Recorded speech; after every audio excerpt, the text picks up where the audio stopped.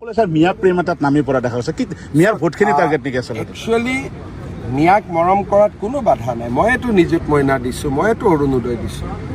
কিন্তু সকলোকে ভাল ৰাস্তা দেখুৱাটো আমাৰ দায়িত্ব যে ফৰেষ্টত সোমাব নালাগে ভিজিআৰ পিজিআৰত সোমাব নালাগে য'ত ঘৰ আছে তাতে থাকোঁ উজনিত যাব নালাগে উত্তৰ অসমত যাব নালাগে এতিয়া শিলচৰৰ পৰা লখিমপুৰত যোৱাটো কোনো দৰকাৰ নাই আমাৰতো অসমীয়া মানুহ কেতিয়াও নাহে চাকৰি সূত্ৰ আহিলে ভাড়া ঘৰ লৈ গুচি যায় গতিকে সকলোকে ভাল কথা শিকাব লাগে এই এভিকশ্যনে মানুহক ভাল কথা শিকাই আছে যে হয় ধুবুৰীতো এভিকশ্যন হোৱা নাই গোৱালপাৰাতো হোৱা নাই ফৰেষ্টতহে হৈছে ৰেভিনিউটো ক'তো হোৱা নাই চৰততো এভিকশ্যন হোৱা নাই কোনোবা চৰত এভিকশ্যন হৈছে নেকি কিন্তু ফৰেষ্টত যে আমি সোমাব নালাগে সেইটো চবেই শিকিব লাগে কাৰণ ফৰেষ্ট কটাৰ কাৰণেতো এতিয়া ইমান গৰমত আমি চবেই ঘামি আছোঁ অকল ময়ে ঘামা নাই মিয়া মানুহতো ঘামি আছে সেইকাৰণে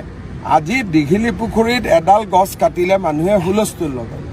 কিন্তু হাজাৰ হাজাৰ বিঘা ফৰেষ্টত গছ কাটি দিছে কোনেও হুলস্থুল নকৰে ফৰেষ্টত জনজাতীয় লোকক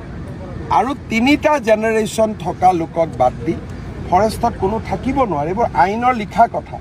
এই আইনখন কোনে বনাইছিল কংগ্ৰেছে বনাইছিল গতিকে আমাৰ কথাটো ভাল কথা আমাক যোনে ভাল ভাবি ল'ব তাৰ ভাল হ'ব যোনে আমাৰ কথা নুশুনি অজিত ভূঞা